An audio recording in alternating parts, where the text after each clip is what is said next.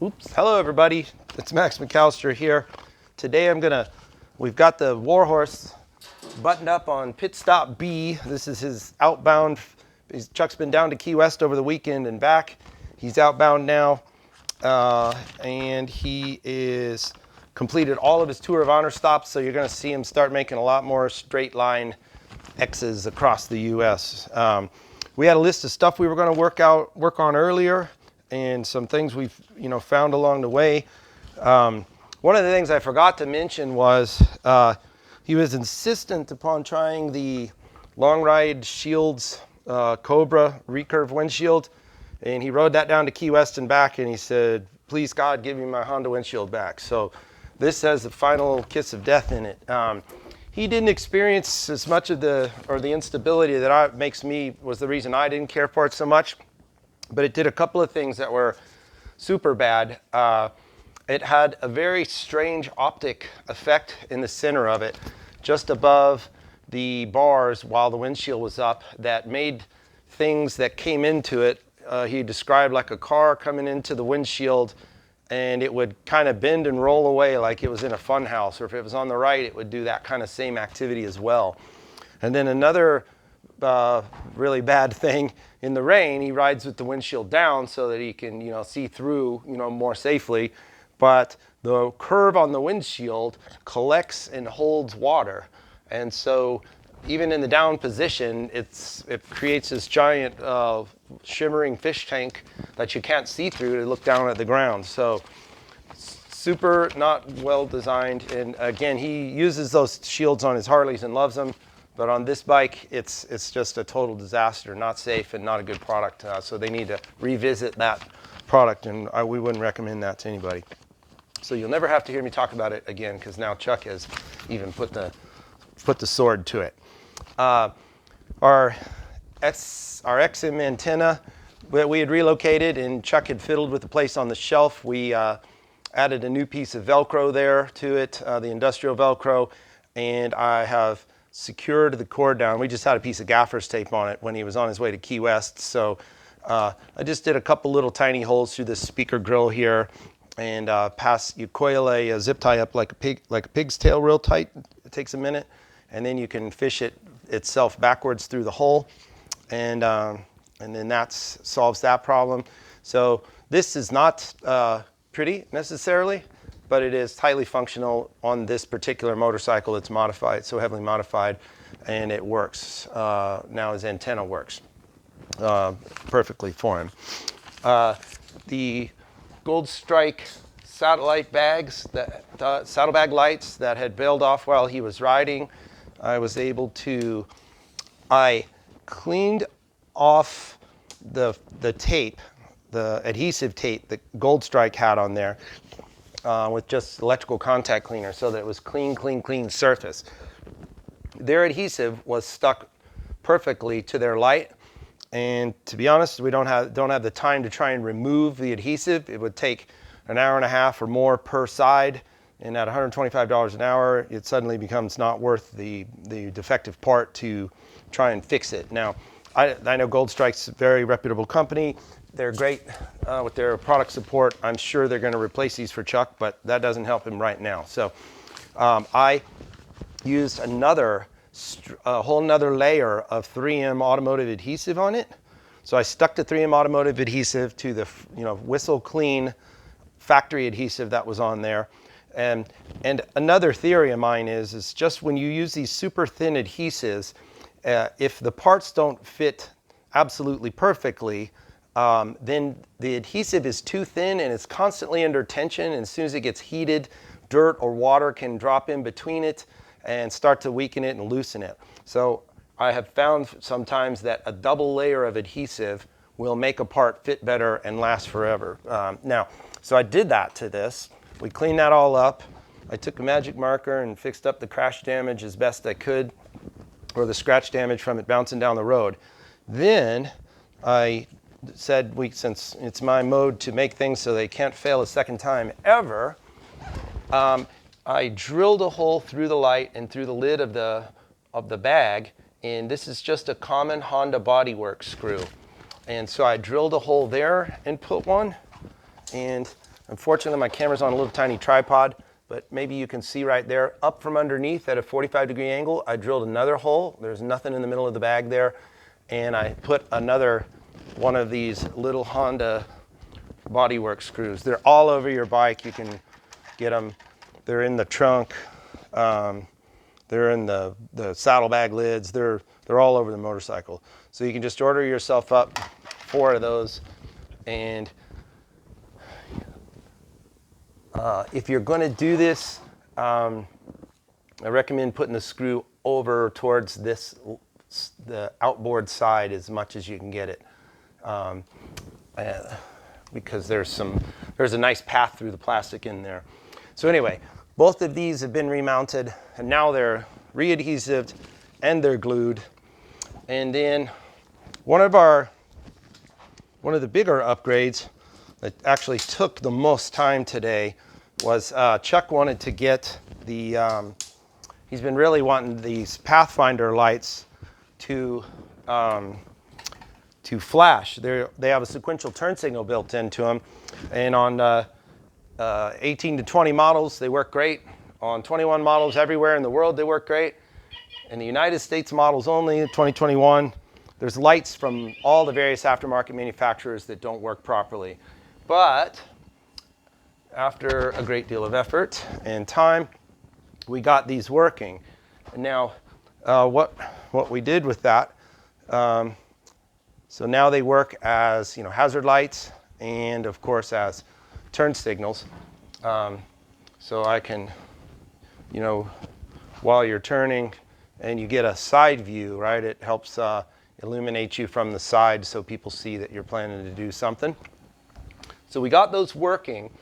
And what was required was, as I think we talked about on a couple of videos, is SoCal Moto Gear and, which is Pathfinder's, I guess, parent company name.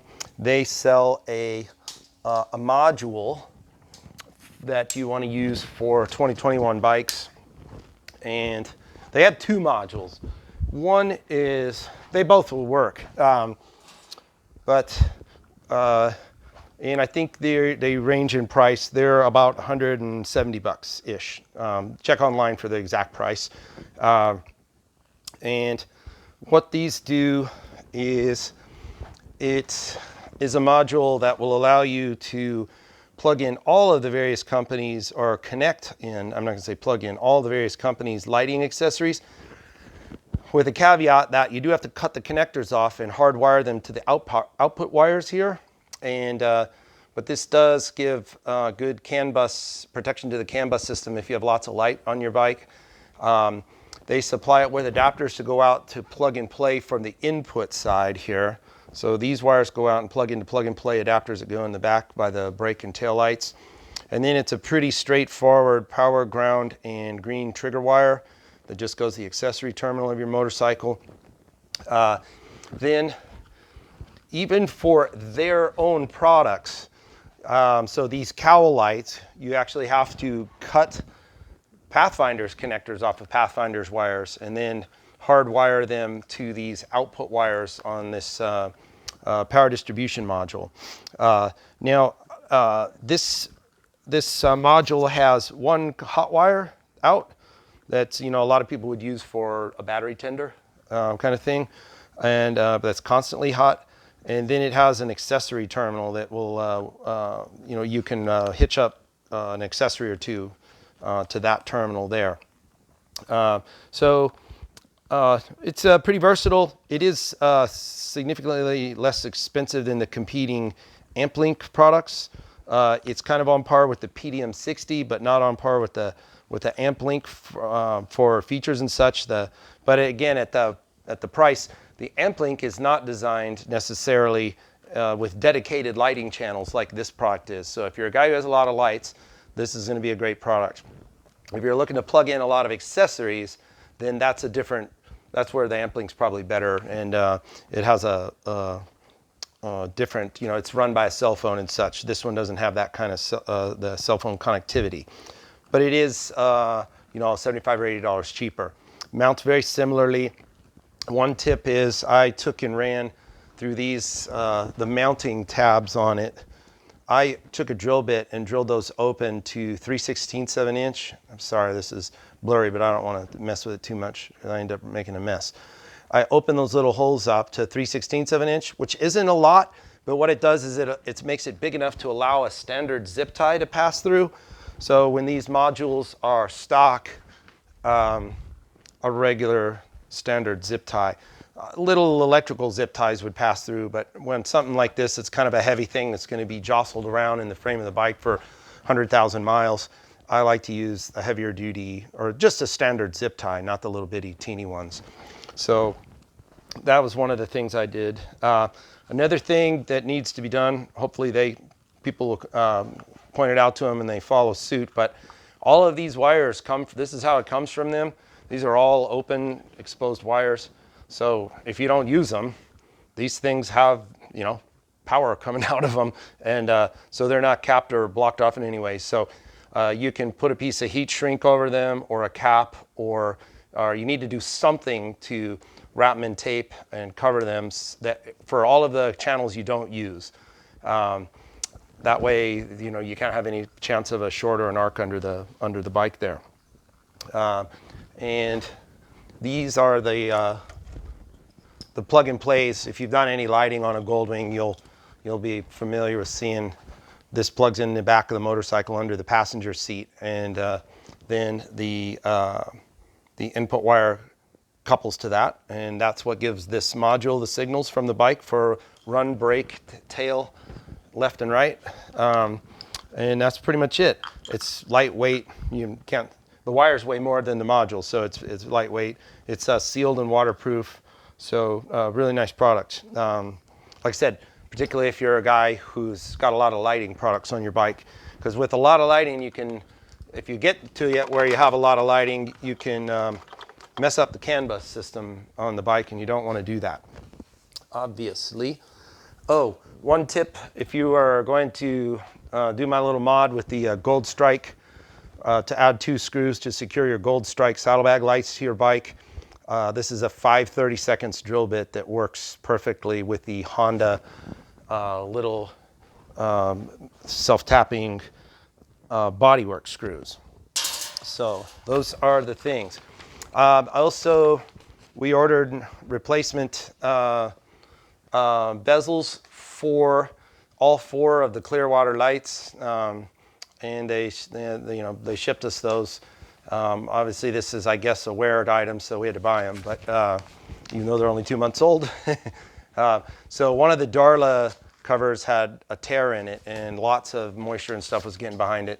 And then we've just made a routine habit of every single time we see Chuck bugs and stuff that smash into these lenses, pack up under the bezel, and their bodies, smash up in there, and then it creates a little pathway for water to get behind these bezels all the time. So every time he's back here, there's water behind him. Now, the lenses and the lights behind are in perfect condition. They don't even have a nick on them, so it's working good for protecting the light. But and the other thing was, when we had this bike wrapped with the Expel film, the guys at Buff Guys Detail in Alpharetta, Georgia, put a layer of that film on the lenses, and they have been pounded to the point where, like I said, it tore the rubber bezel on one of the Darla lights. And but those lenses and the coating on them are still smooth and clear. It's an incredible coating, that material. So that's what we know.